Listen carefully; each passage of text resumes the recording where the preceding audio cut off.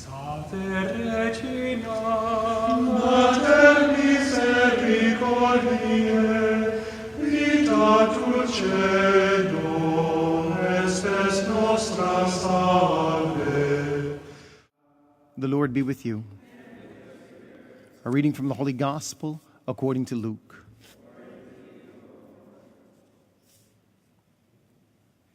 In the days of Herod, king of Judea, there was a priest named Zechariah of the priestly division of Abijah. His wife was from the daughters of Aaron, and her name was Elizabeth. Both were righteous in the eyes of God, observing all the commandments and ordinances of the law blamelessly. But they had no child because Elizabeth was barren, and both were advanced in years. Once when he was serving as a priest, in his division's turn before God, according to the practice of the priestly service, he was chosen by lot to enter the sanctuary of the Lord to burn incense. Then, when the whole assembly of the people was praying outside at the hour of the incense offering, the angel of the Lord appeared to him, standing at the right of the altar of incense. Zechariah was troubled by what he saw, and fear came upon him. But the angel of the Lord said to him, "Do not be afraid, Zechariah, because your prayer has been heard. Your wife Elizabeth will bear a son, and you shall name him John. And you will have joy and gladness, and many will rejoice at his birth, for he will be great in the sight of the Lord. He will drink neither wine nor strong drink. He will be filled with the Holy Spirit, even from his mother's womb, and he will turn many of the children of Israel to the Lord. He will go before him with the spirit and power of Elijah, to turn the hearts of fathers toward children, and the disobedient to the understanding of the righteous, to prepare a people fit for the Lord." Then Zechariah said to the angel, How shall I know this? For I am an old man, and my wife is advanced in years. And the angel said to him in reply, I am Gabriel, who stand before God. I was sent to speak to you and to announce to you this good news. But now you will be speechless and unable to talk until the day these things take place, because you did not believe my words, which will be fulfilled at their proper time. Meanwhile, the people were waiting for Zechariah and were amazed that he had stayed so long in the sanctuary.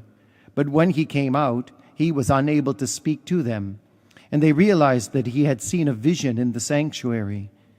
He was gesturing to them, but remained mute. Then, when his days of ministry were completed, he went home. After this time, his wife Elizabeth conceived, and she went into seclusion for 5 months, saying, So has the Lord done for me at a time when he has seen fit, to take away my disgrace before others. The Gospel of the Lord.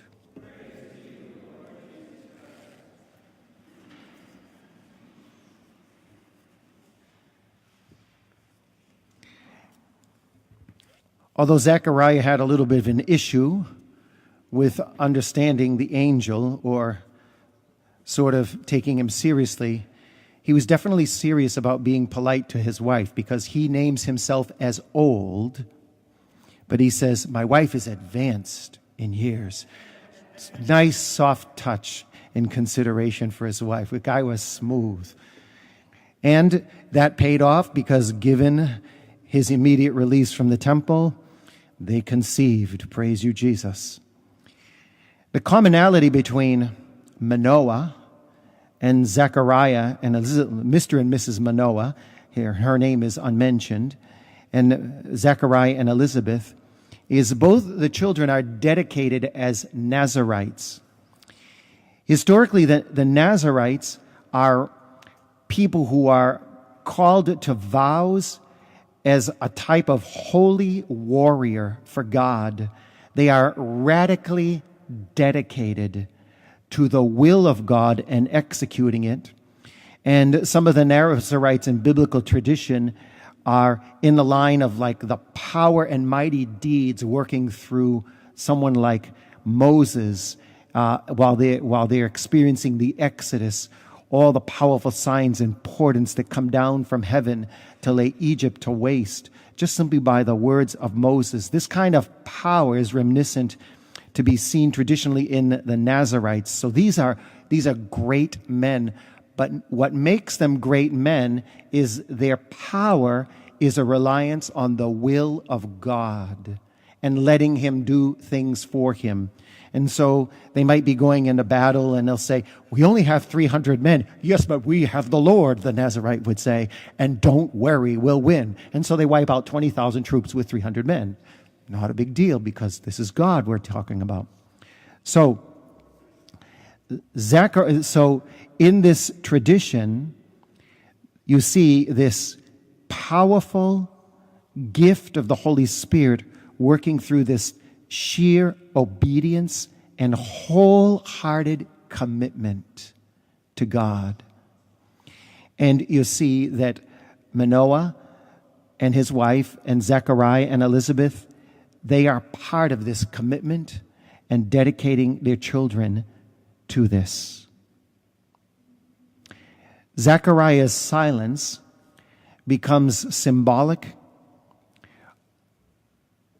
of a reality that is now taking place that is so profound that words cannot describe it.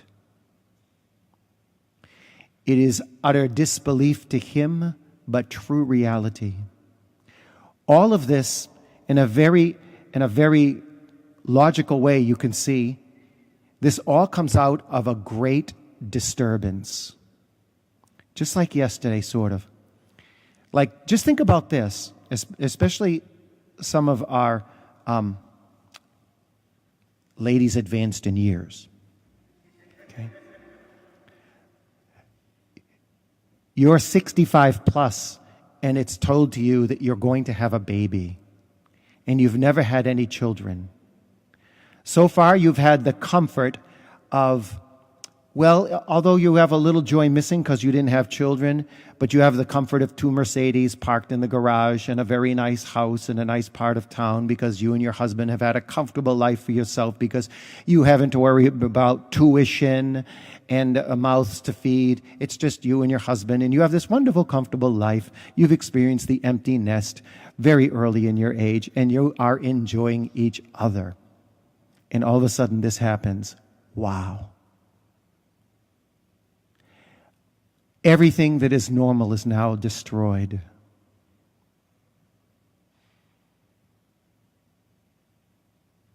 And from that disturbance comes the mighty power of God.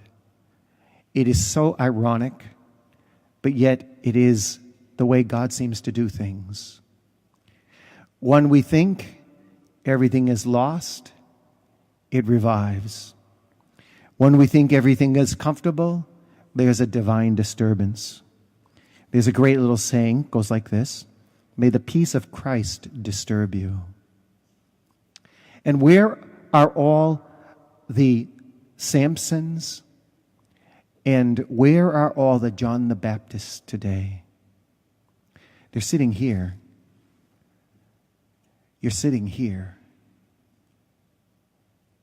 And God is waiting for you to be disturbed enough to answer his call to obedience. And get out there and break the silence. Invite people to church. Tell people how good you feel about being Catholic and loving Jesus. For Manoah and his wife, and Zechariah and Elizabeth, a powerful truth comes forward through the mouth of an angel where God speaks. It goes all the way back to creation. God spoke, it comes to be. No discussion is necessary after that. Regina Celi, Letare, Alleluia.